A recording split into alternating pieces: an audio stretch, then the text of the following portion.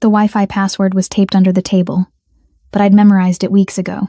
That's how often I'd been coming to this cafe in Midtown, stealing internet like it was oxygen, because my landlord had shut off my service 3 days after I stopped answering his calls about the overdue rent. The place smelled like burnt espresso and expensive perfume, all marble countertops and Edison bulbs hanging from exposed brick. I didn't belong here. Not anymore. My fingers cramped around the trackpad as I scrolled through another rejection email. Thank you for your submission, but we're moving forward with other candidates. The words blurred together after the 15th one. Freelance writing didn't pay the bills when nobody wanted to hire a woman who'd disappear from maternity leave in 4 months. I shifted in the leather chair, trying to find a position where my spine didn't feel like it was being crushed by the weight pressing against it. 6 months pregnant, and the baby felt like she was already trying to escape. The purple sweater I'd chosen this morning, soft, stretchy, the only thing that still fit, had ridden up over the curve of my belly. I tugged it down with one hand, the other still typing, still trying to finish this pitch before the cafe closed at 6. My laptop was running on 12% battery. I'd forgotten the charger at home, which wasn't really home, just a studio apartment in a building that smelled like mold and broken dreams. The deadline for the article proposal was in 20 minutes. If I didn't land this gig, I wouldn't make rent. Again. Evelyn. The voice sliced through the ambient jazz and the hiss of the milk steamer. I knew it the way you know the sound of a car crash before you turn around. Knew it in my bones, in the scar tissue that still hadn't healed from the divorce. I looked up slowly, my hands frozen on the keyboard. Andrew's voice stood 5 feet from my table, his blonde hair slicked back with something that probably cost more than my grocery budget. His blue eyes traveled over me, and I watched his expression shift from shock to something darker, something that curled his lip at the corner. He wore a charcoal suit that fit him like a second skin, the kind of tailoring that screamed boardrooms and country clubs. The kind of man who'd always cared more about how things looked than how they felt. The woman beside him was a weapon. Thin, polished, her red dress hugging every angle that I no longer had. Her hand rested on his forearm like a brand of ownership. She looked at me the way you'd look at roadkill, with pity and disgust in equal measure. Oh my God. Andrew's mouth twisted into something approximating a smile, but his eyes stayed cold. I almost didn't recognize you. My throat tightened. I hadn't seen him since the morning I'd signed the papers at the lawyer's office 8 months ago, his signature already dry on the line, like he'd been counting down the days. I'd built my life around not seeing him, changed my routes, deleted my social media, became a ghost. Andrews, I said, and my voice came out steadier than I expected. Small victory. I didn't know you came here. I don't, usually. His gaze dropped to my stomach and stayed there, his expression unreadable. But you clearly do. The woman shifted closer to him, her nails digging slightly into his sleeve. She examined me with the clinical efficiency of someone checking for threats and finding none. I registered somewhere below concern, below competition. I reached for my laptop, fingers brushing the edge. I should get back to work.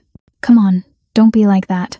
Andrew stepped closer, and suddenly he was blocking the narrow space between my chair and the table behind me. His shadow fell across my screen. I'm just surprised, that's all. He glanced at his girlfriend, then back at me. You look different. Different. I repeated the word like it was in a foreign language. Yeah, you know. He gestured at me, a vague wave of his hand that encompassed everything. My unwashed hair pulled into a messy bun, the purple sweater with the stretched neckline, the way I sat hunched over my laptop like I was trying to disappear into it. Then his face rearranged itself into something resembling concern, and I felt my stomach drop. You've really let yourself go, Evelyn. I mean, I know the divorce was rough, but this? He shook his head. You look like a fat pig. I really dodged a bullet. The cafe tilted. The conversations around us bled into static. I was suddenly aware of every person who might be watching. Might be listening to Andrew's voice tell his pathetic ex-wife that she'd failed at even basic human maintenance. My face burned. I'm not. Not what? His eyebrows shot up in exaggerated surprise. Not eating your feelings? Because it sure looks like it. You used to be so disciplined, remember? No carbs after 6. No dessert. All those spin classes. He leaned against my table, casual, like we were old friends. What happened, Evelyn? Did you just give up? His girlfriend laughed, a high tinkling sound that made my teeth clench. Andrews, come on. Maybe she's just happy now. Happy? Andrews snorted. Is that what we're calling it? I tried to stand, but he didn't move. His body blocked the exit, and the pregnancy had made me slow, made me awkward. My laptop bag was on the chair beside me, my phone face down on the table, just out of reach. He knew what he was doing.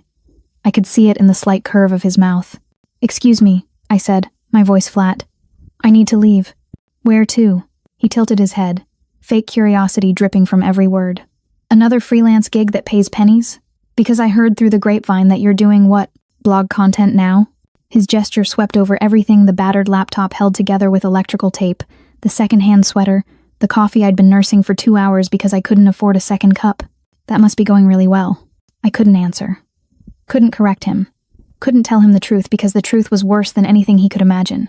That the baby pressing against my ribs wasn't the result of letting myself go or eating my feelings. That I was hiding in this cafe not because I loved overpriced lattes, but because I was hiding from the father, from Yusok.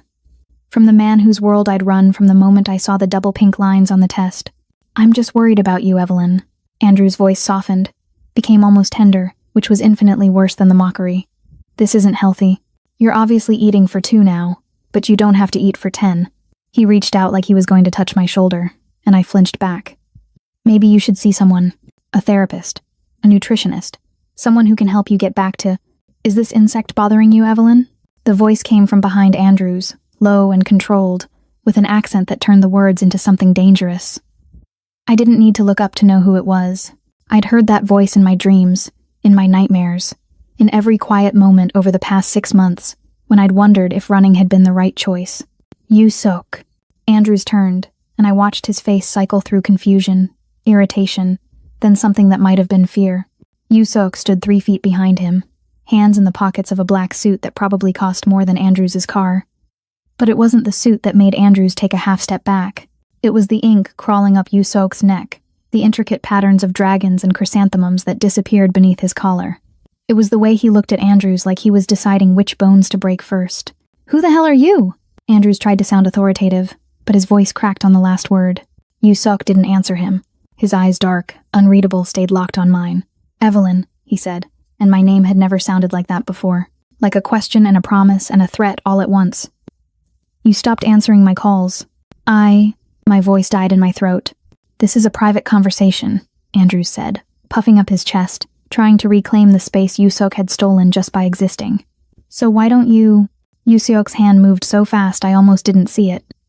One moment Andrews was talking, the next Yusok's fingers were wrapped around his shoulder, pressing into the pressure point with surgical precision. Andrew's face went white. His knees buckled. The girlfriend let out a small shriek and stumbled backward, her heel catching on the chair leg. "When a man speaks to a woman the way you just did," Yusok said, his voice never rising above conversational, "he stops being a man. He becomes an insect." He applied more pressure, and Andrews made a strangled sound. And insects get crushed. Okay, I'm sorry, I didn't mean—" Andrews gasped, his hand clawing uselessly at Yusok's wrist. Yusok released him, and Andrews stumbled backward into his girlfriend, who looked like she was trying to decide whether to run or record this for social media. Yusok turned to me, his expression softening in a way that made my chest ache. "Come," he said simply, offering me his hand. "We need to talk." I stared at his hand, tattooed knuckles, a thin scar across his thumb from a knife fight he'd never told me about but I'd traced with my fingers anyway. Behind him, Andrews was nursing his shoulder, his face red with humiliation and rage. The cafe had gone silent. Everyone was watching. I took Yusok's hand. Let him pull me to my feet, steady me when the weight of the baby made me sway. He picked up my laptop, my bag, my cold coffee, and guided me toward the door with a hand on the small of my back. Just before we left, he looked back at Andrews. "If you ever speak to her again," Yusok said, and his voice was so quiet I almost didn't hear it, "they won't find enough of you to fill a shoebox." Then we were outside, the cold air hitting my face, and I was shaking so hard I couldn't tell if it was from fear or relief or something else entirely. "Welcome back to the channel. Before we see how Andrews pays for his mistake, I want to know, where are you watching from and what time is it in your city? Drop it in the comments below. And if you're ready to see a bully get exactly what he deserves, smash that like button and subscribe right now. Because trust me, what happens next is going to blow your mind." The car was waiting at the curb, black and gleaming like a predator. Yusok opened the rear door without asking if I wanted to get in, and I realized with a sick jolt that I didn't have a choice. Not really. Not with Andrews still visible through the cafe window. His face twisted with rage and humiliation, his girlfriend's phone already out, probably texting everyone they knew about what had just happened. I slid into the back seat, and the door closed behind me with a sound like a bank vault sealing shut. The interior was all black leather and tinted windows. The kind of car that cost more than I'd make in 5 years of freelance work. Yusok settled beside me, close enough that I could smell his cologne, something dark and expensive that I'd tried to forget but hadn't.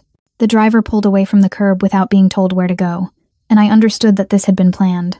That Yusok had known where to find me, had probably known for days or weeks, had been watching and waiting for the right moment to reveal himself. "How long have you been following me?" I asked, my voice sharper than I intended. 3 weeks. He didn't look at me, just stared straight ahead at the privacy screen separating us from the driver. Give or take. 3 weeks. I felt something cold settle in my stomach. "And you waited until today, too. I wanted to see if you'd come to me on your own." Now he did turn, his eyes finding mine in the dim light. "But you're stubborn. Always have been." I pressed my palm against my belly, feeling the baby shift beneath my hand. She was active today, probably sensing my stress, my elevated heart rate. I'd read somewhere that babies could feel their mother's emotions even in the womb. If that was true, mine was drowning in fear and confusion, and something else I didn't want to name. "You shouldn't have come," I said quietly. "I left for a reason." "I know your reasons." His jaw tightened. "You think I don't understand? You think I didn't spend 6 months trying to figure out what I did wrong, what I said, why you disappeared in the middle of the night without even a fucking note?" The profanity surprised me. Yusok rarely swore, at least not in English. He saved his anger for Korean. Let it flow in words I only half understood but felt completely. "It wasn't about you," I started. But he cut me off with a sound that might have been a laugh if it hadn't been so bitter. "It was about the baby, my baby." He gestured at my stomach. "The daughter you're carrying, the child you decided I didn't deserve to know about. That's not—" I stopped because what could I say? That I hadn't wanted my child raised around violence? Around men with guns and tattoos and blood under their fingernails? That I'd seen the way Yusok's world worked and decided my baby deserved better? "I couldn't do it," I said finally. "I couldn't bring a child into that life. Your life." The car turned onto a highway, buildings giving way to trees. We weren't heading toward my apartment. I realized I hadn't told him where I lived, but of course he already knew. He'd known for 3 weeks. My life. Yusok repeated the words like they tasted wrong. "You mean the life that kept you safe, the life that gave you everything you asked for, the life you walked away from without giving me a chance to change it. People like you don't change." The words came out harsher than I meant them to. "You run an empire, Yusok. An empire built on things I can't even think about without feeling sick. What was I supposed to do? Raise our daughter in a penthouse while you were out doing God knows what? You were supposed to trust me." His voice dropped to something dangerous. "You were supposed to tell me you were pregnant and let me decide what kind of father I wanted to be. And what kind is that?" I turned to face him fully now. Anger overriding fear. The kind who teaches her to shoot before she can read. The kind who brings her to meetings with men who'd kill her if it served their purpose. The kind who would burn the entire fucking world down to keep her safe. He grabbed my hand, pressed it against his chest where I could feel his heart hammering. The kind who spent 6 months searching every city, every town, every goddamn corner of this country because the woman he loved vanished with his child. I tried to pull away, but his grip was iron. "Yusok." I never stopped looking. His eyes were black in the shadows, unreadable. "Not for a single day. I put every resource I had into finding you. Do you know what that means? Do you understand what I gave up, what I risked, just to get you back? I didn't ask you to. You didn't have to ask." He released my hand but didn't look away. "You're mine, Evelyn. You were mine the moment you walked into that gallery opening and spilled wine on my suit. You were mine every night you spent in my bed, every morning you woke up next to me. And this baby?" He reached out slowly, giving me time to stop him, and placed his palm over mine on my stomach. "She's mine too." The baby kicked against our joined hands, a strong jolt that made me gasp. Yusok's expression shifted, something raw and unguarded crossing his face before he locked it down again. "She's strong," he said quietly, "like her mother. I can't go back to that world." My voice broke on the last word. "I won't. Then I'll leave it." He said it so simply, like it was nothing. Like he was talking about changing jobs, not dismantling an entire organization. "I'll walk away from all of it. The business, the men, the territory. All of it. You can't just— I can do whatever I want." His hand tightened over mine. "I'm the head of the organization. If I say I'm out, I'm out. There are rules, protocols. It'll take time, but I can make it happen." "You'd give up everything? For us?" "I already lost everything when you left." He leaned back against the seat, exhaustion showing in the lines around his eyes. The rest is just details. The car slowed, turning onto a private road I didn't recognize. Trees pressed close on either side, their branches forming a canopy overhead. We drove for another minute before a house appeared, modern and sprawling, all glass and steel nestled into the hillside. "Where are we?" I asked. "Somewhere safe." Yusok opened his door as the car stopped. "Somewhere your ex-husband and anyone else can't find you. Not until we figure this out." I didn't agree to this. "I know." He offered me his hand again. "But you're going to anyway. Because you saw the way that insect looked at you in that cafe. You saw what he thinks of you. What he'd do to you if he knew about me. About her." His eyes dropped to my stomach. "So you're going to come inside, and you're going to listen to what I have to say, and then you're going to decide if you really want to do this alone." I stared at his hand, remembering the first time he'd offered it to me. At the gallery, after I'd ruined his suit with Cabernet. He'd laughed instead of getting angry, had asked me to dinner, had changed my entire life with 5 words. "Let me buy you a drink." I took his hand and let him help me out of the car. The baby shifted again, settling low in my pelvis, and I wondered if she knew, if somehow she understood that we'd just crossed a threshold we could never uncross. Behind us, the car door closed with a sound like fate sealing shut. The penthouse wasn't a home, it was a statement. Floor-to-ceiling windows overlooked the city from the 42nd floor, the kind of view that made you feel like a god looking down on mortals. Everything was white, or glass, or both marble countertops, leather furniture, abstract art that probably cost more than my college tuition. There was a kitchen I'd never use, a bathroom with a tub big enough to drown in, and a bedroom with a bed so large I could starve to death before I reached the other side. Yusok had left me here 3 days ago with a credit card, a phone that only called him, and 2 men stationed outside the door who looked like they could break me in half without spilling their coffee. I was a prisoner in a gilded cage, and the worst part was that the cage was beautiful. I stood at the window now, watching the city lights blink on as dusk settled over the skyline. From up here, everything looked clean, organized, safe.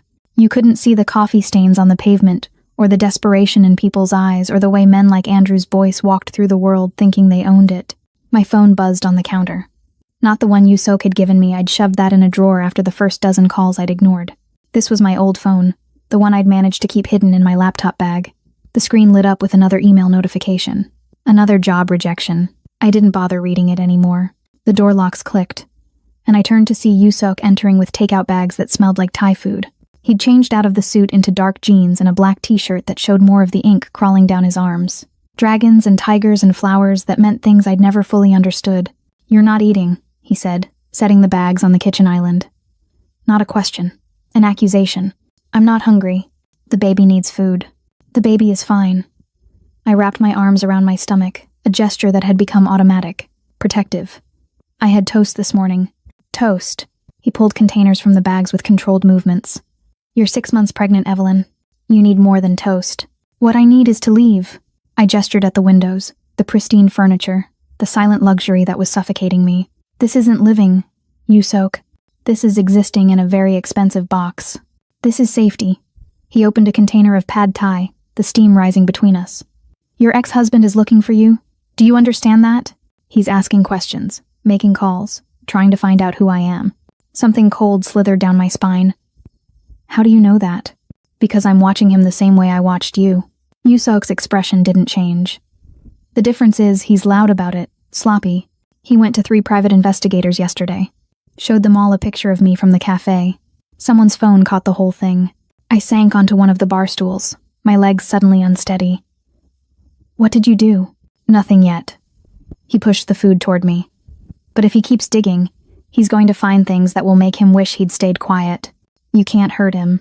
"Why not?" Yusok leaned against the counter, his arms crossed.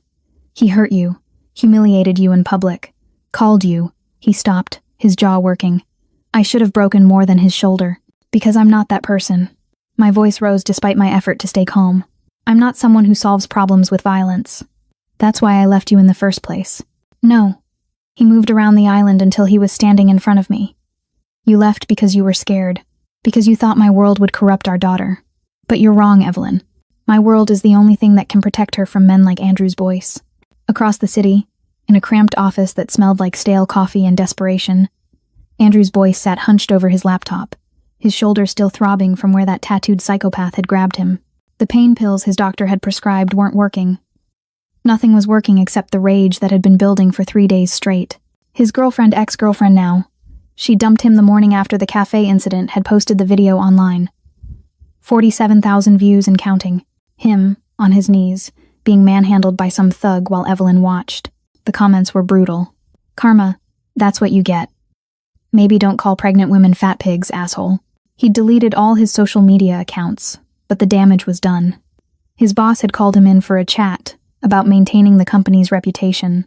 His mother had left 6 voicemails, each one more disappointed than the last, all because of Evelyn. His pathetic, freelancing, knocked-up ex-wife who'd somehow found herself a guard dog with tattoos and anger management issues. Andrews clicked through the photos he'd managed to screenshot before his accounts went dark. The man's face, partially visible. The ink on his neck. The way he moved, precise and lethal, like violence was a second language. The first PI had been useless. Could be anybody, he'd said, pocketing Andrew's retainer check. Tattoos like that are common in certain circles. You want me to find a needle in a haystack of criminals? The second PI had been more helpful but equally expensive. That ink style is Korean, she'd told him, zooming in on the photo. Traditional, probably gang-affiliated. You sure you want to find this guy? Men like this don't appreciate being found. The third PI had laughed in his face. That's you, Sok, he'd said, sliding the photo back across his desk. And if you're smart, you'll forget you ever saw him. Forget the girl. Forget the whole thing. But Andrews wasn't smart. He was angry. And when he Googled the name Yusok Korean businessman, the results had made his blood run cold and then boiling hot. Real estate mogul. Philanthropist. And buried in the back pages, if you knew where to look, whispers of something darker. Organized crime. Territory disputes. A man who'd built an empire on foundations no one wanted to examine too closely. Evelyn had been sleeping with a gangster. His ex-wife, who used to cry during violent movies, who wouldn't even kill spiders in their apartment, had gotten herself knocked up by Korean Mafia. Andrews leaned back in his chair, a smile spreading across his face despite the pain in his shoulder. This was perfect. Better than perfect. This was leverage. He opened a new browser window and started typing. If Evelyn thought she could humiliate him and walk away, she was wrong. If she thought her tattooed boyfriend could threaten him and face no consequences, she was delusional. He'd find out everything about Yusok. Every business deal, every property, every skeleton in every closet. And then he'd decide what to do with the information. Maybe go to the police. Maybe go to the press. Maybe just go directly to Evelyn and watch her squirm. His phone buzzed with a text from his lawyer.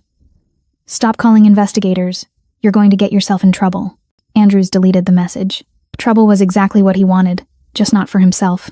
Back in the penthouse, I watched Yusok move through the kitchen with practiced efficiency, plating food I wouldn't eat, making tea I wouldn't drink. He was trying, in his way, trying to be something other than what he was. I can't stay here forever, I said quietly. I know, he set a plate in front of me, but you can stay here until it's safe, until I've handled the Andrews problem. And how long will that take? He met my eyes, and I saw the truth there before he spoke it. As long as it needs to. The baby kicked hard against my ribs, and I wondered if she could feel it too. The walls closing in. The future narrowing to a single point where violence was inevitable and safety was just another word for cage. Andrews is the type of guy who can't take no for an answer. Humiliated in public, nursing a bruised ego and a damaged shoulder. And instead of learning his lesson, he's digging deeper into Yusok's world. A world he has no business entering. If you can't stand toxic exes who think they own you, who can't let go even when they've already moved on, like this video right now. Because trust me, Andrews is about to learn that some doors should stay closed. The email arrived at 6:47 a.m., delivered with the cold efficiency of legal proceedings that had been set in motion days before I'd ever know they existed. I was sitting at the penthouse island, forcing down yogurt that tasted like chalk, when my old phone buzzed with the notification. Notice of legal action. Myers v. Boyce. Case No. 2026CV8847. My hands shook as I opened the attachment. 12 pages of legal language that might as well have been written in hieroglyphics for all I could understand it. But certain phrases jumped out, clear and brutal as knife wounds. Breach of confidential marital agreements. Unauthorized use of proprietary information. Immediate injunction freezing all assets pending resolution. I scrolled faster, my heart climbing into my throat. Andrews was suing me. Not for alimony or custody or any of the normal post-divorce grievances. He was claiming that the freelance writing I'd been doing, the pharmaceutical translations, the technical documents, The content that had barely kept me alive violated some NDA from our marriage. An NDA I didn't remember signing. An NDA that probably didn't exist. But it didn't matter if it existed or not.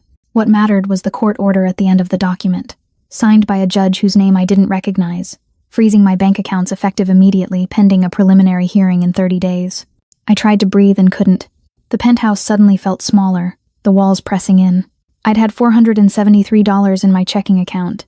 Not enough to survive on, but enough to feel like I still had options. Like I could still walk away from Yusok and his world if I needed to.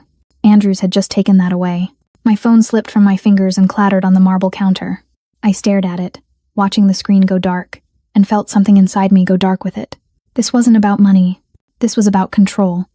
About making me pay for the humiliation in the cafe, for daring to move on, for having the audacity to be pregnant with another man's child. The door locks clicked. Yusok entered carrying his morning coffee, already dressed in a suit that probably cost more than my frozen bank accounts had ever held. He took one look at my face and set the coffee down. What happened? I couldn't speak, just pushed the phone toward him with trembling fingers. He read the email in silence, his expression never changing. When he finished, he set the phone down carefully, precisely, the way you'd set down something fragile that you were afraid of breaking.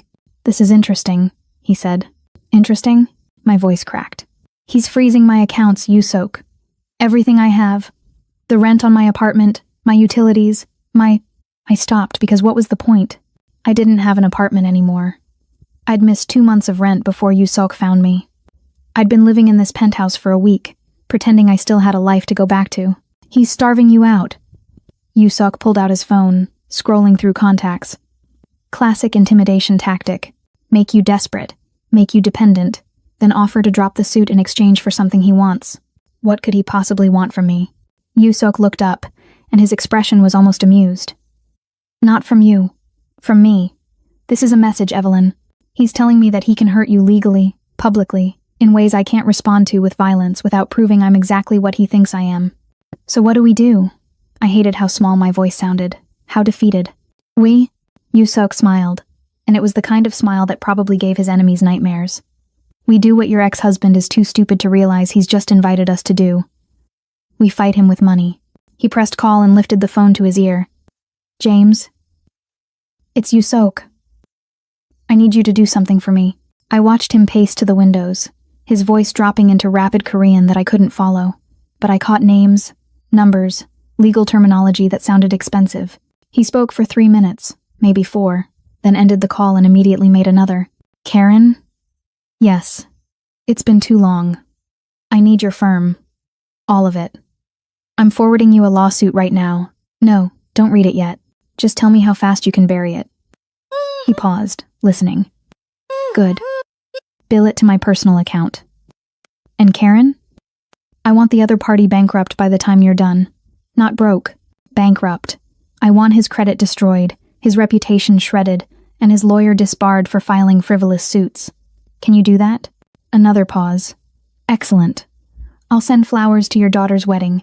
He ended the call and turned back to me, that same dangerous smile still in place. "What did you just do?" I asked. "I hired the second best law firm in the city." He made a third call. "The best one represents me in other matters, and I can't have a conflict of interest. But Karen Chen has won cases against the IRS, the SEC, and 3 different governments.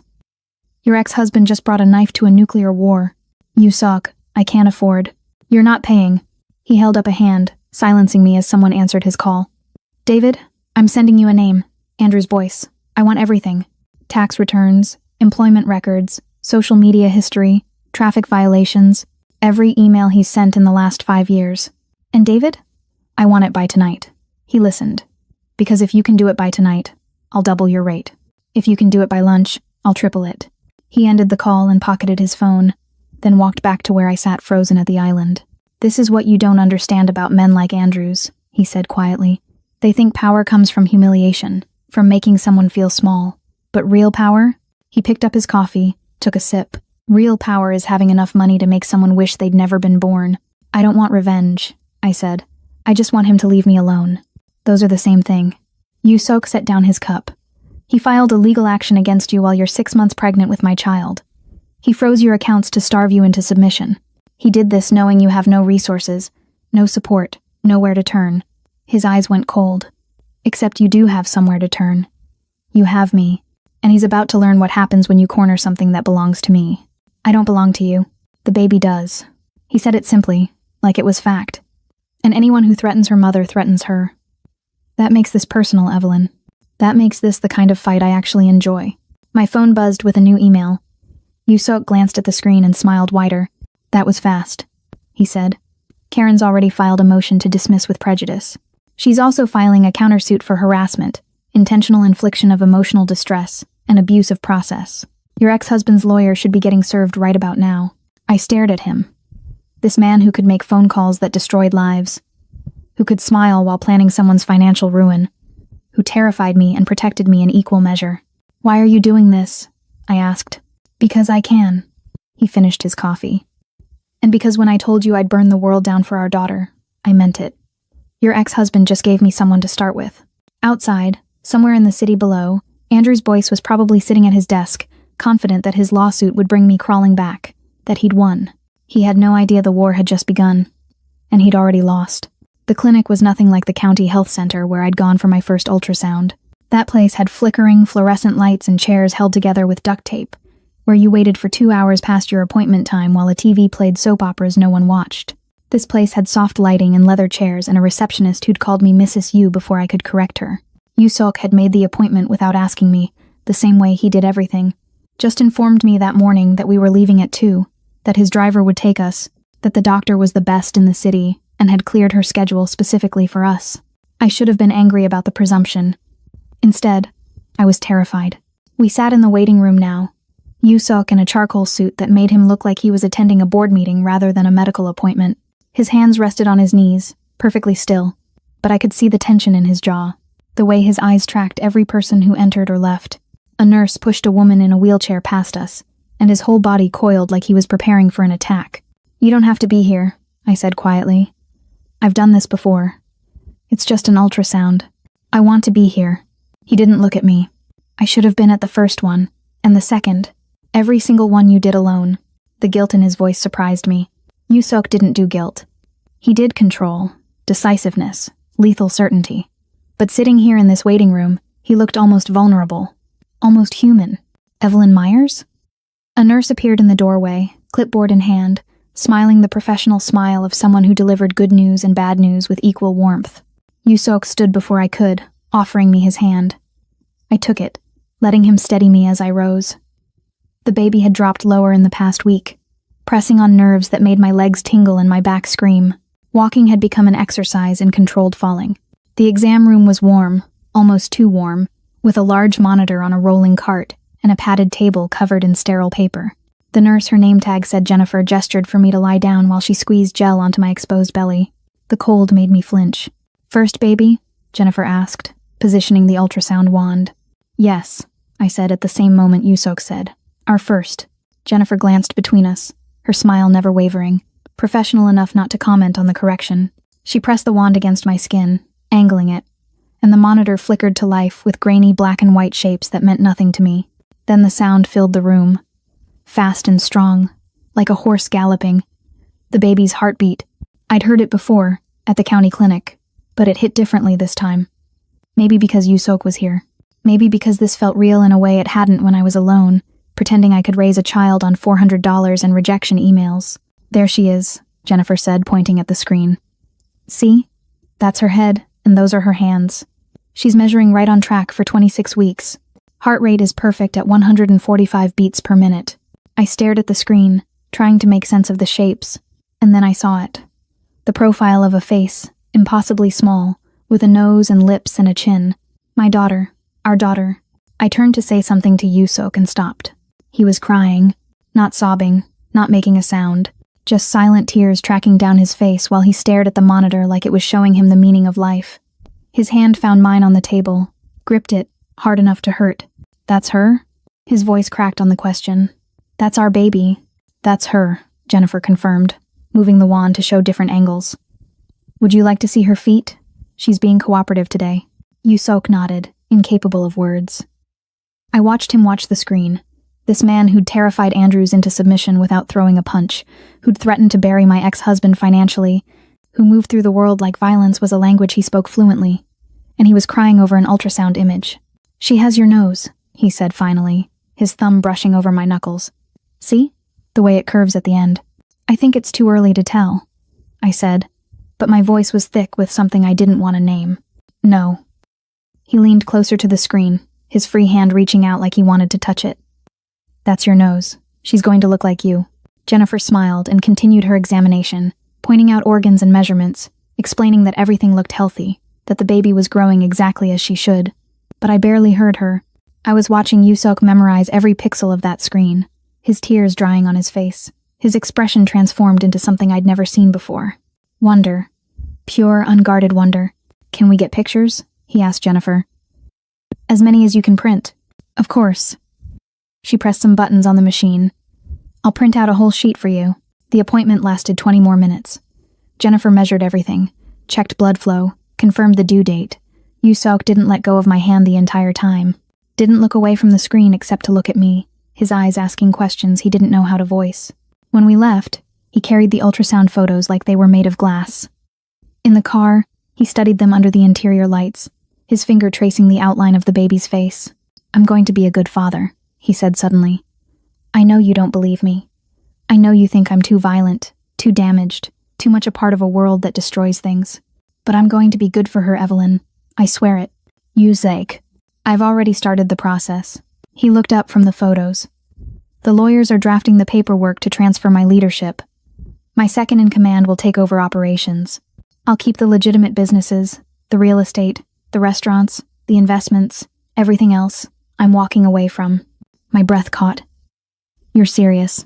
"I was always serious." He tucked the photos carefully into his jacket pocket, right over his heart. "I told you I'd leave that world for her. For you. Did you think I was lying? I thought you were saying what I wanted to hear. I don't say things I don't mean." His hand found mine again in the darkness of the car. "That baby in there? She's going to grow up knowing her father chose her, that he picked her over everything else. That's the man I'm going to be."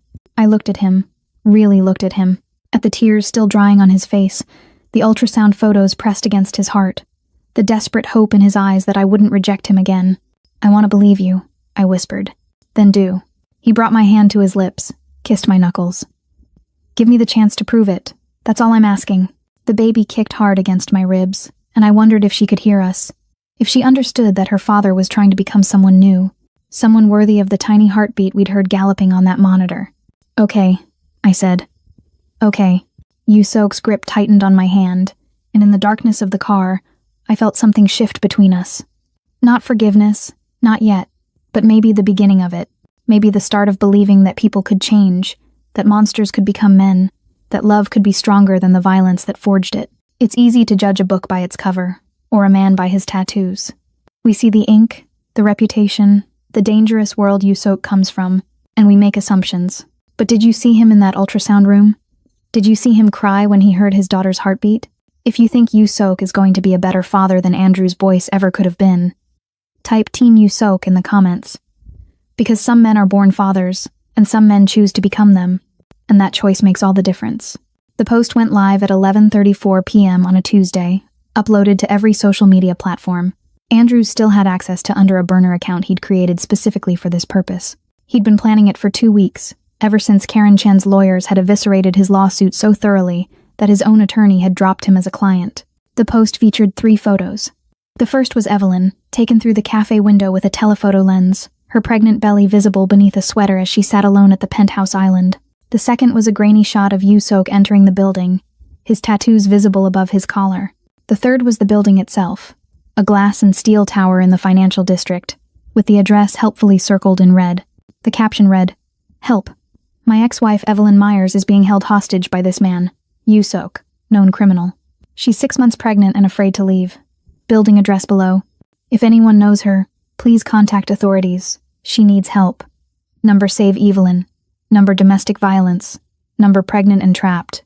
Within an hour, the post had been shared 40 times. Within 2 hours, 200.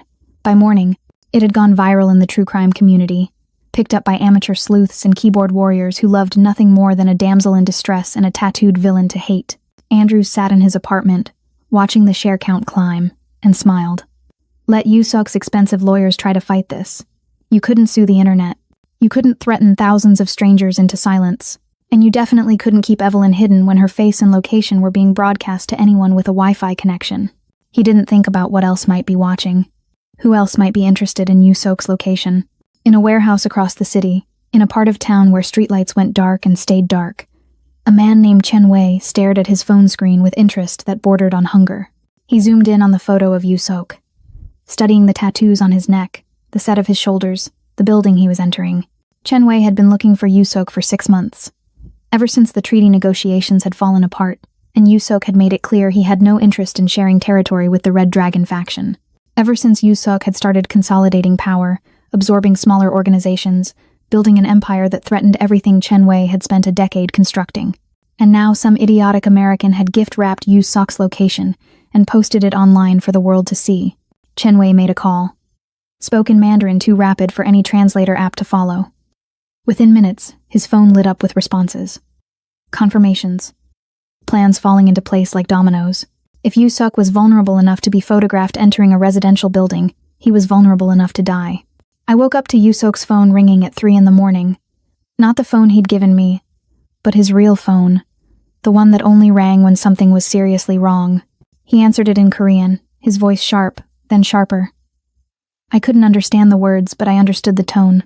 Danger. He ended the call and was out of bed before I could ask what was happening, pulling on clothes with military efficiency. Dark pants, dark shirt, the kind of outfit designed to disappear into shadows. What's wrong? I asked, sitting up. The baby protested the sudden movement with a sharp kick to my bladder. Your ex-husband did something stupid. Yusok was at the window now, looking down at the street 42 floors below. Very stupid. What did he do? He turned to face me, and his expression made my blood run cold. He posted your location online. Photos of you. Photos of me. The address of this building. Spun some story about me holding you hostage. Oh God. My hands went to my stomach automatically. Can you take it down? Already working on it. But it's been up for 4 hours, Evelyn. It's been shared thousands of times. And it's not just concerned citizens who've seen it. He pulled out his phone, showed me a screenshot of the post. My rivals know where I am now. The Red Dragon faction has been looking for an opening for months. Your ex-husband just gave it to them. I don't understand. Why would they care about some random post? Because I've been careful. I've kept my residences secret, my movements unpredictable. I've made myself a ghost. His jaw tightened. And in one stupid petty act of revenge, Andrew's voice put a target on your back and mine, on our daughters. The baby kicked again, harder this time, like she could sense my panic. I tried to stand, but my legs wouldn't cooperate. What do? We leave. Yusok was already moving, pulling a bag from the closet I didn't know existed. Jin is bringing the car around. We have maybe an hour before they mobilize, maybe less if they were already watching the building. Watching? You think they're here? I know they're coming. He threw clothes into the bag without looking at them. Chen Wei doesn't miss opportunities like this. He'll send a team, probably already has. We need to be gone before they arrive. My phone buzzed on the nightstand. A text from an unknown number. The truth is out there now. You're welcome. A. Andrews. Gloating about what he'd done, not understanding the consequences, not caring about anything except making me suffer. He has no idea what he's done, I said, my voice shaking. No. Yusok zipped the bag closed. But he's going to find out. And when I'm done keeping you safe, when our daughter is born and you're both secure, I'm going to make sure he understands exactly what happens when you endanger my family. The lights in the penthouse suddenly went dark. Not the power the backup generator kicked in immediately, but the main lights, like someone had cut the breaker. Yusok's hand went to his waistband, came back with a gun I hadn't known he was carrying. Get in the bathroom, he said quietly. Lock the door. Don't come out until I tell you to. Yusok. Now Evelyn. I moved as fast as my pregnant body would allow, stumbling into the master bathroom, locking the door with shaking hands. The marble was cold under my bare feet. I could hear voices in the penthouse, low and urgent. Yusok speaking in Korean, another voice responding. Jin, maybe, or someone else. Then I heard it. The sound of the front door being forced open, the splintering of wood that probably cost more than a car, and Yusok's voice, cold and lethal. You picked the wrong night to come here. What followed was chaos, sounds I didn't want to identify. Impacts and crashes, and the sharp crack of something that might have been gunfire, but I couldn't be sure because my ears were ringing, and the baby was kicking frantically, and I was sinking to the bathroom floor with my hands over my ass. stomach, trying to protect her from violence that was already here. The post was still live, still being shared, still directing more attention to a building where a pregnant woman cowered in a bathroom while men fought and bled in the darkness outside. Andrew's voice had wanted to expose Yusok's secrets. Instead, he'd started a war, and I was trapped in the middle of it, counting my daughter's kicks and praying we'd both survive until morning. The gunfire had stopped 20 minutes ago, but my ears were still ringing. Yusok had pulled me from the bathroom, his shirt torn and blood on his knuckles. Not his blood, he'd assured me, though I wasn't sure that made it better. Jin was in the living room, on the phone, barking orders in Korean, while two other men I'd never seen before dragged bodies toward the service elevator. I didn't ask if they were dead. Didn't want to know. "We're leaving," Yusok said, his hand firm on my lower back as he guided me toward the door. "Right now. There's a plane waiting at a private airfield in Jersey. We'll be in the air in 90 minutes. "A plane to where?" My voice sounded distant, like it belonged to someone else. "Seoul. My family has compounds there. Secure, untouchable. You'll be safe until the baby comes." I stopped walking. "I'm not going to Korea. Evelyn, this isn't a debate." He kept his voice level, but I could see the tension in his jaw. "Chen-wei knows where we are. He sent 4 men tonight. He'll send 40 tomorrow. The only way to keep you safe is to get you somewhere he can't reach." I said no. I pulled away from his grip. "I'm not having my baby in a foreign country where I don't speak the language, where I don't know anyone. You know me." His eyes were desperate now. "That's enough." "It's not." And then the pain hit, sharp and sudden, radiating from my lower back around to my stomach. I gasped, doubling over, my hands clutching the doorframe. Yusok caught me before I could fall. "What's wrong, Evelyn? What is it?" "I don't know." The pain was receding, but something felt wrong. Wet. I looked down and saw liquid pooling on the marble floor beneath me. Clear, tinged with blood. "Oh God. Jin." Yusok's voice cracked like a whip. "We need a car. Now. Hospital. Closest one." "No hospital." Jin appeared beside us, his phone still pressed to his ear. "Chen-wei will have people watching every ER in the city. The moment she's admitted, they'll know." "I don't care. There's a private clinic in Queens," Jin interrupted. "Dr. Sarah Kim. She's done work for us before. Discreet. I can have her there in 30 minutes. Another contraction hit, stronger this time. I heard myself make a sound I didn't recognize, animal and desperate. The baby was coming, 3.5 months early. Because of stress, because of violence, because Andrew's voice had posted my location online and started a war he didn't understand. "Call her," Yusok said. "Tell her we're coming." The ride to Queens was a blur of pain and panic. Yusok held me in the back seat while Jin drove like he was fleeing a crime scene, which, I supposed, he was. My contractions were 7 minutes apart, then 5, then 3. Too fast. Everything was happening too fast. "Stay with me," Yusok murmured against my hair. "Just breathe. We're almost there. It's too early." Tears streamed down my face. "She's not ready. I'm only 26 weeks, Yusok. She's too small, she can't. She's going to be fine." His voice was steel wrapped in velvet. "She's our daughter. She's strong." The clinic was in a nondescript building between a bodega and a laundromat, the kind of place you'd walk past without noticing.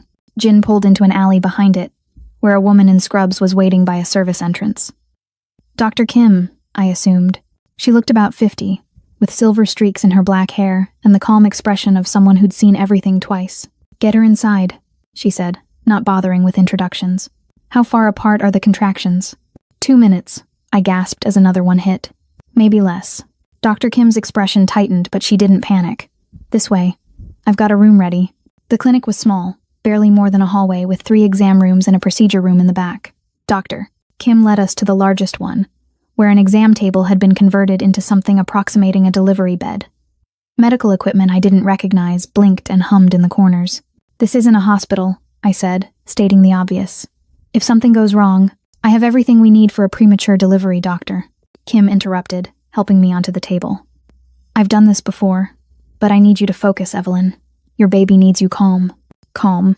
She wanted me calm while my body was trying to deliver a baby that wasn't ready to be born, in a clinic that wasn't equipped for this, because my ex-husband had decided revenge was more important than my life. Yusok gripped my hand. "I'm right here. I'm not going anywhere." Dr. Kim was doing an exam, her face a mask of professional concern. "You're already at 6 centimeters. This baby is coming whether we're ready or not."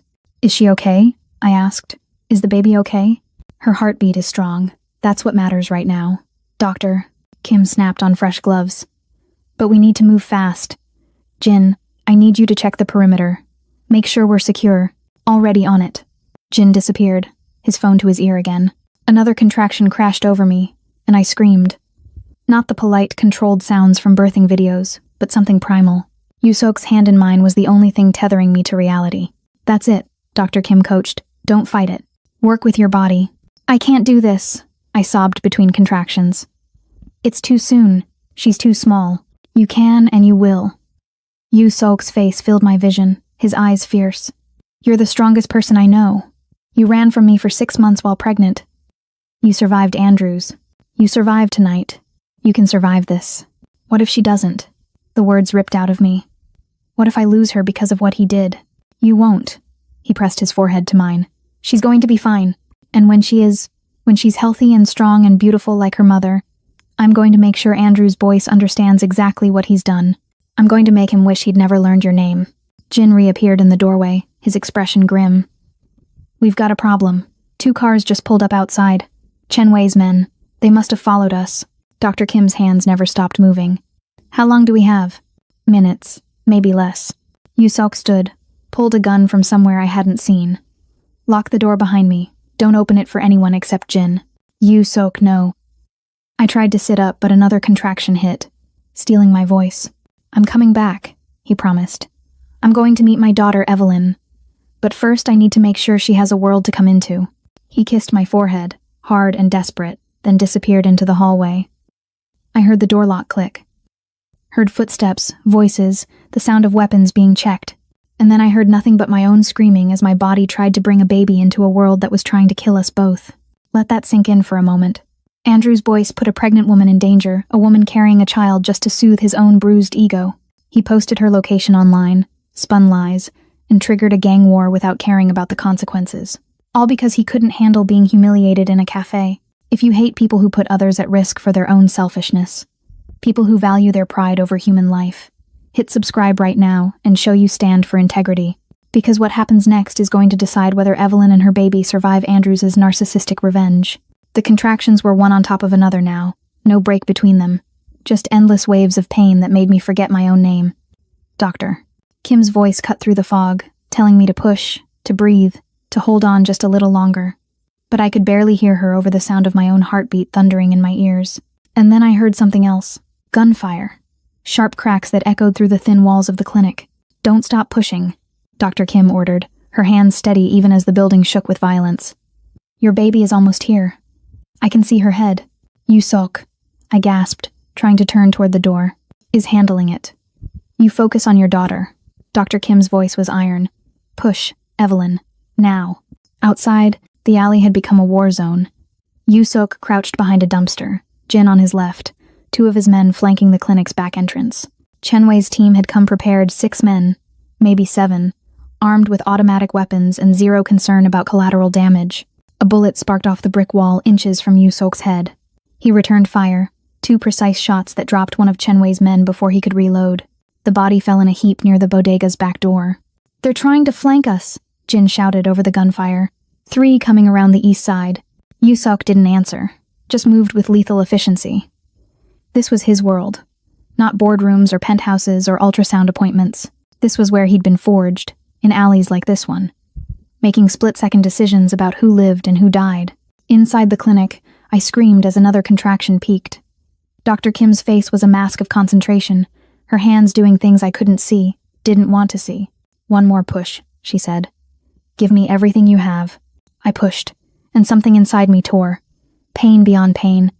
The kind that made you understand why women used to die in childbirth, why it was called labor, like war. And then I heard it. A sound that made everything else disappear. Crying, high and thin and furious. My daughter's first protest against a world that had tried to kill her before she even took her first breath. She's here, Dr. Kim said, and her voice cracked with emotion for the first time. You did it, Evelyn. Your baby girl is here. But I couldn't see her. Dr. Kim had turned away, working fast, the baby's cries getting weaker instead of stronger. Too weak, too small. Is she okay? I tried to sit up. Let me see her. She's breathing. That's what matters. Doctor. Kim wrapped something tiny in blankets, still working. But she's premature. 3 pounds, maybe less. I need to stabilize her. The gunfire outside intensified. A window shattered somewhere in the front of the clinic. Men shouting in Korean and English, the chaos bleeding through the walls. And then a new sound. Sirens. Multiple vehicles screeching to a halt outside. Andrew's boy stepped out of the news van before the reporter could stop him, his phone already out, recording. He'd called Channel 7 himself, spun a story about his ex-wife being held hostage by Korean gangsters, and promised them exclusive footage of the rescue. The producer had been skeptical until Andrews showed her the viral post, the photos, the address. Now they were here, and it was better than Andrews had imagined. Police cars, the building surrounded, actual gunfire echoing from the alley. This was going to be everywhere. CNN, Fox News, every social media platform. Andrews Boyce, the man who saved his pregnant ex-wife from a criminal empire. He was going to be a hero. Mr. Boyce, you should stay in the van, the reporter said. But Andrews was already walking toward the police barricade, his phone held high. The detective in charge, a tired-looking woman with gray hair, held up a hand. Sir, you need to step back. This is an active crime scene. My ex-wife is in there, Andrews said, loud enough for the camera to catch. Evelyn Myers. She's being held hostage by a man named Yoo Sok. I'm the one who called this in. I'm the reason you're here. The detective's expression shifted. You posted her location online? Yes, to save her. Andrews gestured at the clinic. She's 6 months pregnant. He's been keeping her prisoner. I had to do something. The detective exchanged a look with her partner. Sir, we're going to need you to... The front window of the clinic exploded outward. A man came flying through it, hit the pavement hard, didn't move. Blood pooled beneath him, black in the streetlights. Andrews stumbled backward, his phone nearly slipping from his hands. That wasn't supposed to happen. This was supposed to be a rescue, not a massacre. More gunfire from the alley. The police drew their weapons, shouting commands. The news crew ducked behind their van, and Andrews stood frozen, finally understanding what he'd done. He hadn't exposed a kidnapping. He'd given Chen Wei's location to Yoo Sok's enemies. He'd started a gang war, and Evelyn was in the middle of it.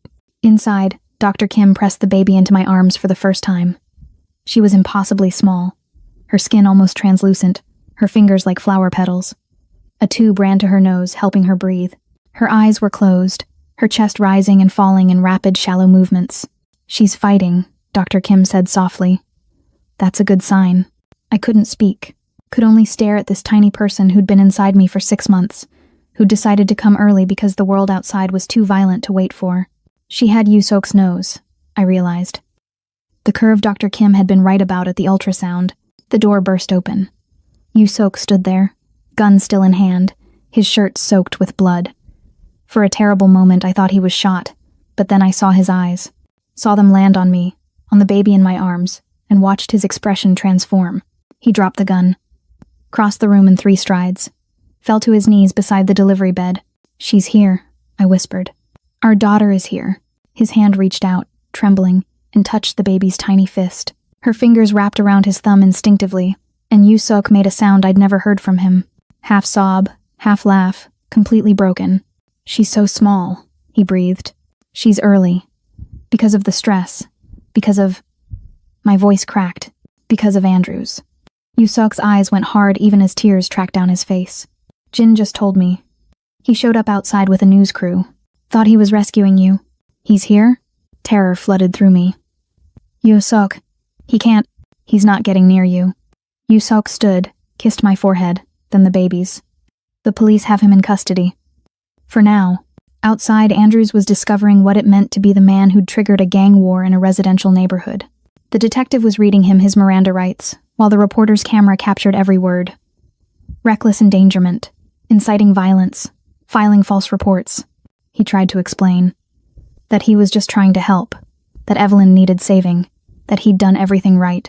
But the blood on the pavement and the premature baby fighting for her life inside told a different story.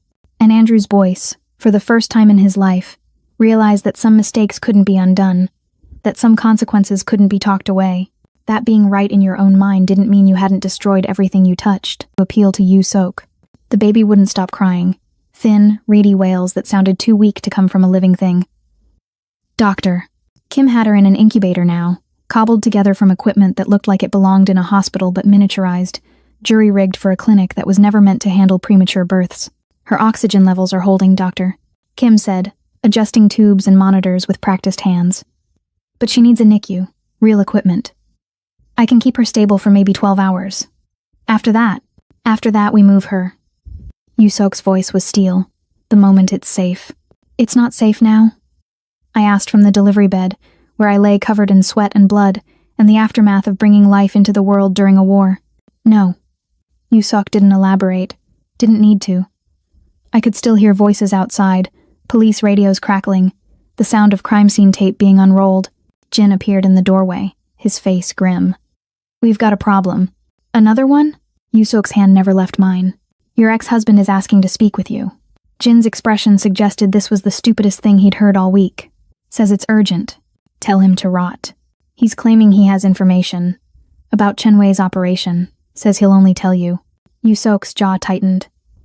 He's lying. Probably. Jin shrugged. But he's making a scene outside. The police are getting tired of him. If you don't talk to him, they're going to drag him away. And then we lose any chance of finding out what he actually knows. I watched Yusok war with himself.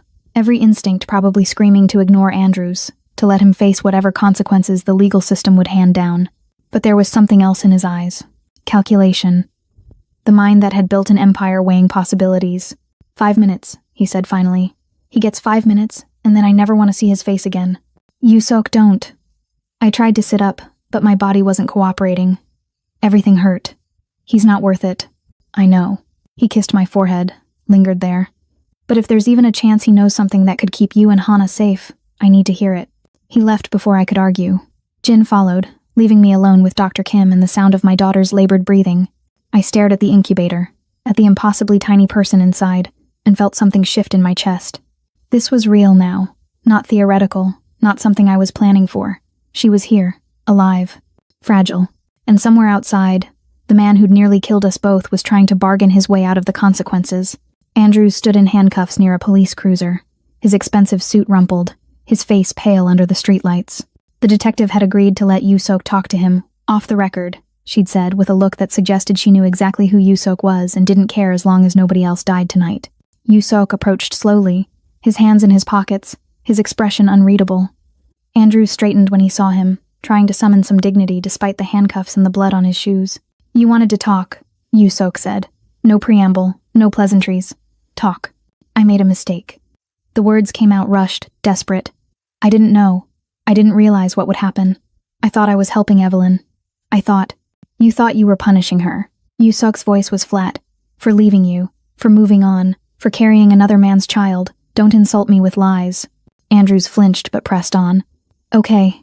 Yes, I was angry. But I never meant for anyone to get hurt. I didn't know about the gang stuff, the territory wars, any of it. I just wanted... You just wanted what? Yusok stepped closer, and Andrews instinctively retreated until his back hit the police car. To destroy her? To make her suffer? You froze her bank accounts. You sued her for nothing. And when that didn't work, when my lawyers buried you, you posted her location online and painted a target on her back. I can help. Andrews' voice cracked. That's why I asked to talk to you. I can help fix this. How? Yusok's tone suggested he already knew the answer was nothing. The men who came tonight. Chenwei's people. I overheard them talking before the shooting started. They were on their phones, reporting back to someone. I heard a location. An address in Brooklyn. I think that's where Chenwei is hiding. Yusok studied him for a long moment.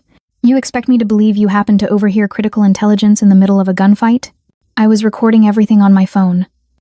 Andrews fumbled with his pocket, the handcuffs making it awkward. It's all on here. The address, the conversation, everything.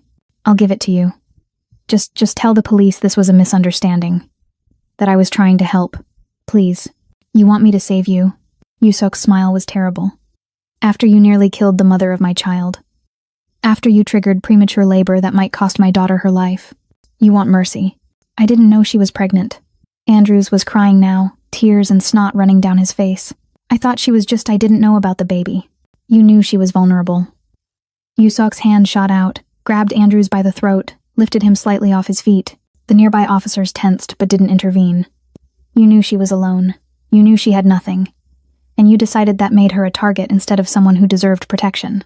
Andrews clawed at Yusok's hand, unable to speak, his face turning red. Yusok. Jin's voice quiet but firm. The baby needs you more than this piece of shit does. Yusok held Andrews there for another 5 seconds, watching him struggle, watching him understand what it felt like to be powerless. Then he dropped him. Andrews collapsed against the car, gasping. "Give the phone to Detective Ramirez," Yusok said. "Tell her everything you know about Chen Wei, and then you're going to prison, Andrews. Not for the false reports or the reckless endangerment. Those are just the charges they can prove today." He leaned in close, his voice dropping to something that made Andrew's blood run cold. "You're going to prison because I'm going to make sure every district attorney, every judge, every person who matters knows exactly what you did tonight. I'm going to make sure your name becomes synonymous with the kind of coward who endangers pregnant women for ego. And when you get out, if you get out, you're going to spend the rest of your miserable life looking over your shoulder, wondering if today is the day I decide that legal consequences weren't enough. Please, beg your lawyer, beg the judge, beg God if you think he's listening." Yusok straightened, adjusted his bloody shirt. "But don't ever speak to me again. Don't think about Evelyn. Don't even dream about my daughter. Because the only reason you're alive right now is because she just came into this world. And I don't want her first day to be the day her father became a murderer." He walked away, leaving Andrews sobbing against the police car, his phone clutched in shaking hands. Detective Ramirez approached, her expression somewhere between pity and disgust. "Mr. Boyce," she said, "let's talk about what you know." Yusok returned to the delivery room to find me holding Hana through the incubator's access ports, my finger wrapped in her tiny fist. "Doctor."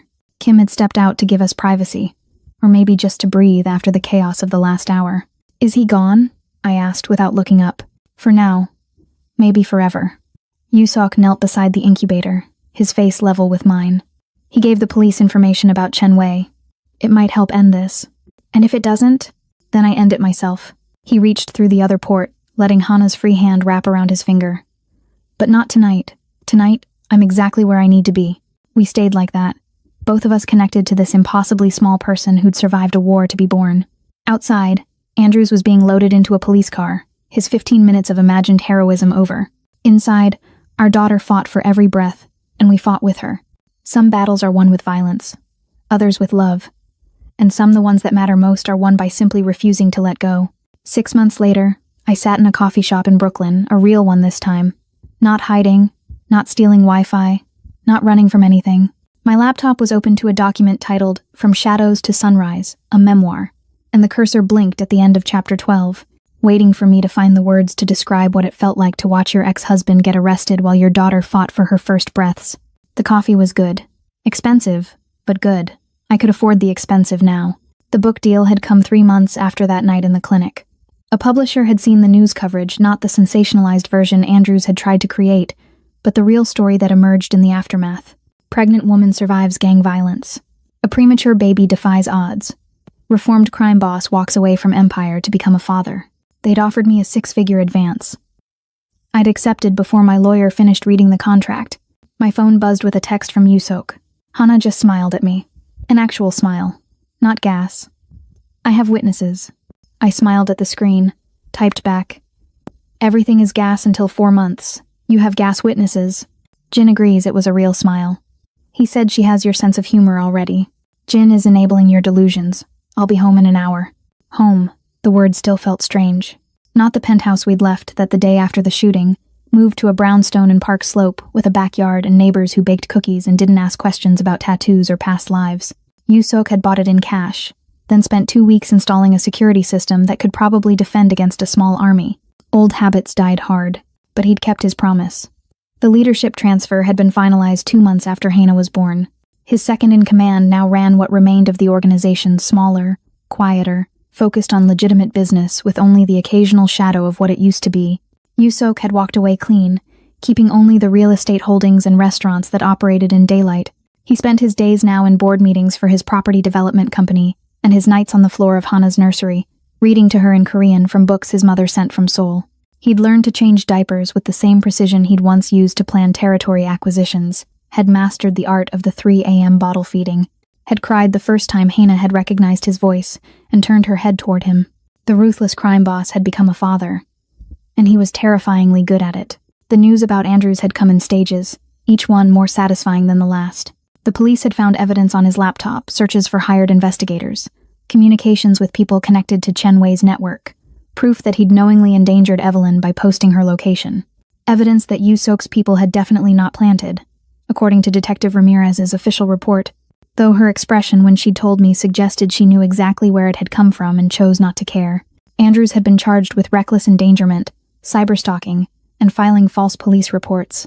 His lawyer had tried to argue he was just a concerned ex-husband, but the prosecutor had painted a picture of a narcissistic man who'd triggered a gang war because his ego couldn't handle rejection. The jury had deliberated for 3 hours, found him guilty on all counts.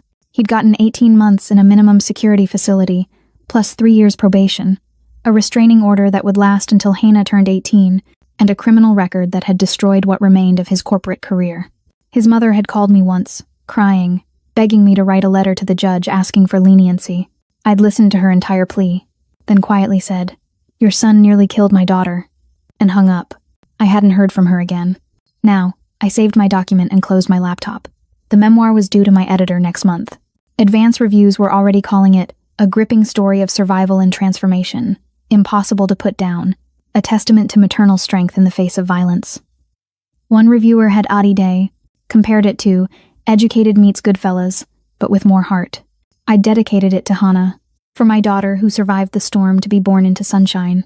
The brownstone was warm when I got home, smelling like whatever Korean dish Yusok's mother had sent in her latest care package.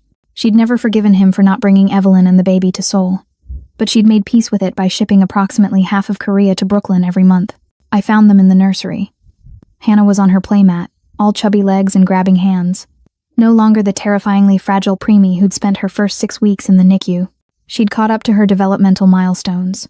Dr. Kim had assured us at the last checkup. You'd never know she'd been born early. Yusok lay on the floor beside her, still in his work clothes, his tie loosened, pointing at picture cards and naming them in Korean and English. When he saw me, his face lit up in a way that still made my chest tight. "Tell her," he said. "Tell her that smile was real. Everything is gas until..." It wasn't gas. He sat up, scooped Hannah into his arms. She immediately grabbed his collar, trying to eat it. She looked right at me and smiled. "I'm putting it in her baby book." "You keep a baby book?" "Jin keeps a baby book. I supervise." He stood, Hannah secure against his chest. "How's the writing?" "Almost done. My editor thinks it'll be published next spring." "Good." He kissed the top of Hannah's head, then mine. "You should tell the story.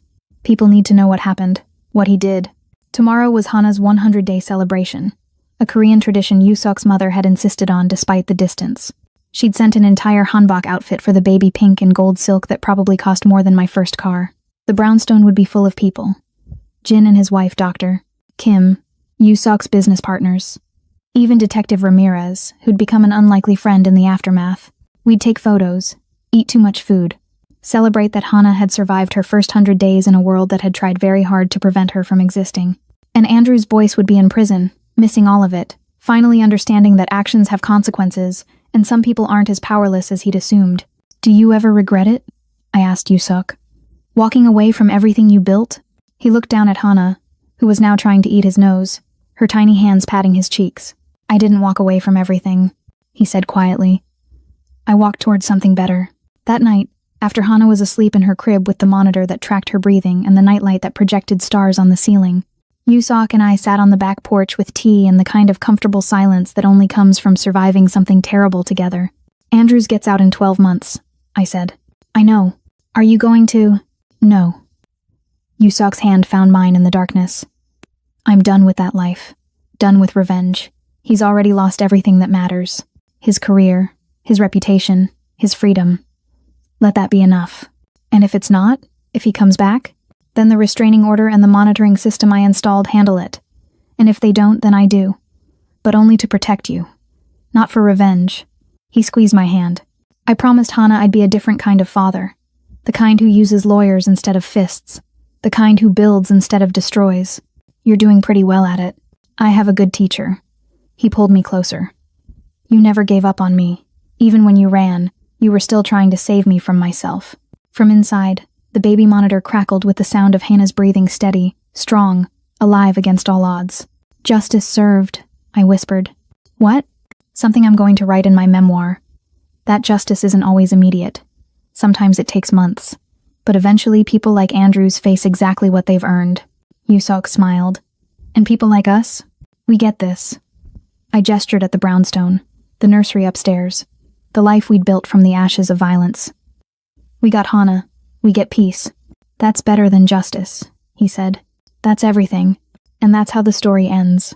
Andrew's voice, the arrogant bully who thought he could destroy Evelyn without consequences, sitting in prison while the woman he tried to break writes best-selling books and raises her daughter in peace. The man he tried to humiliate has built a legitimate empire and become the father Andrews never could have been. Sometimes justice takes time, but it's always watching. If you love seeing bullies get exactly what they deserve, if you believe that karma is real and toxic people always eventually pay the price, smash that like button one last time and comment "Justice served" right now. And if this story moved you, if you see yourself in Evelyn's strength or believe in second chances like Yusok's transformation, hit subscribe because stories like this, stories about real people overcoming real darkness, these are the stories that matter. Thank you for being here. Thank you for believing that even in the darkest moments, there's always a way toward the light.